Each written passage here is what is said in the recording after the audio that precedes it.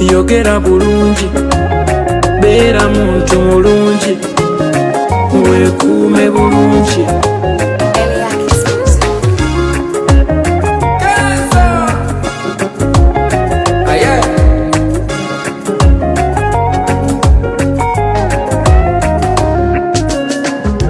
Twakulira mu bikonge ebiwanvu naye twakula, twafukana nkonge kati bangi kwe beesigama, twakulembeza bugonvu nga maanyi tegetaagisa no,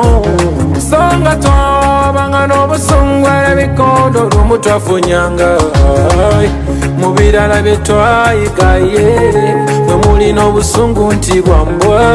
bukuwaga nti genda omulage naye tebukugulira ngabo no. Muve ku bigerogero biri abatuwagabye batugerera biri, mbwe nseekulamira mbo nga temuli gugo temuli gwa mwana wo,